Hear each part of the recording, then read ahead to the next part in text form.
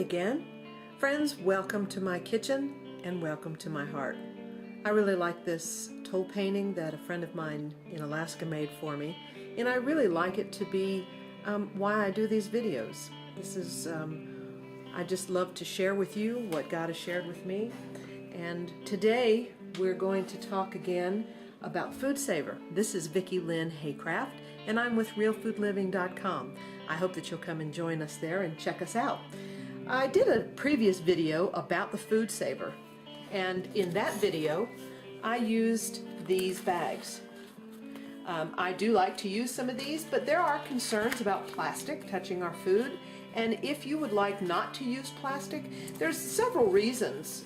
We're concerned about plastic leaching into the food, and also over time some of these seals can de-seal, or there can be tiny little holes in the plastic caused by maybe sharp edges on the food, and you can lose your seal.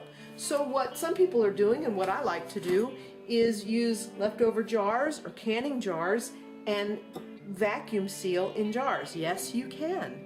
You can create a vacuum inside a jar, and you're not dry canning it because it doesn't affect the food.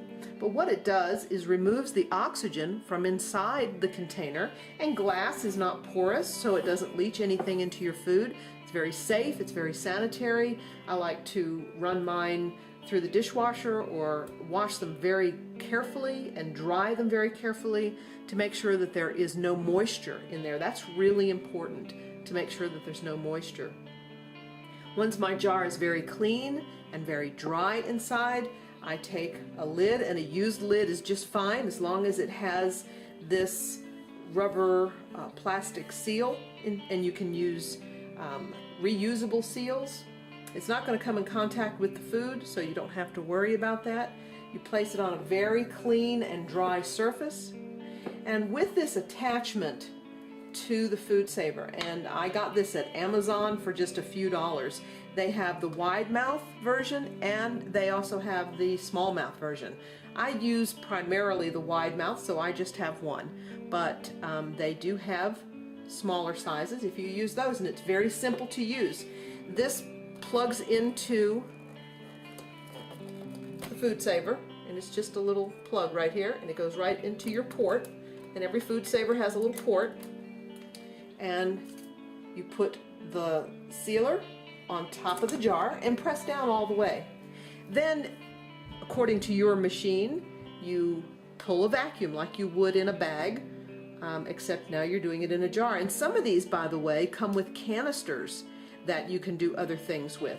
I didn't have any canisters, I just have this jar sealer, so I'm going to pull a vacuum, and it'll make a little noise, and my lights will light up, and it'll tell me when the cycle is finished.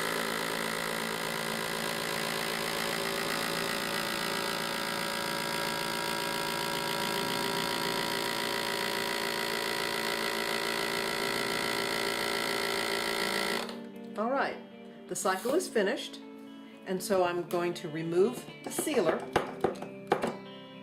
and this is sealed. Now I'm going to pull it up, and you're going to hear and hopefully see the vacuum. Let's see if I can do this for the camera. Okay, ready? I don't know if I can pull it up by my fingers. Okay, I might need to get a can opener. Let's see if I can do it here. I know you'll hear it. Now, hopefully you saw the almonds move as the air was introduced, the vacuum is out, and you heard the psst sound. So it actually does pull a vacuum. I'm actually going to do it again.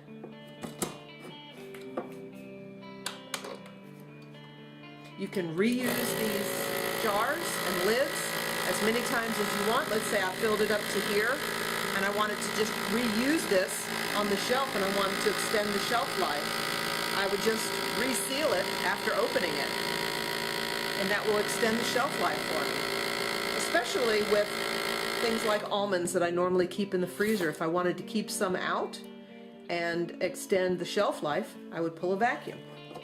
Okay, once again, it's tight. It's very tight. And I'm going to hope you can see and hear. I'm going to do it again. I don't know if my hand was in the way, but I hope you did hear and see that it does pull a vacuum. And so this is another way that you can preserve your food. Thank you for joining me in my kitchen today. This is Vicki Lynn Haycraft with RealFoodLiving.com, and I hope you come and see me at RealFoodLiving.com, and please subscribe to this channel. It's Real Food Living and the number 1. Thank you so much. God bless you. Bye-bye.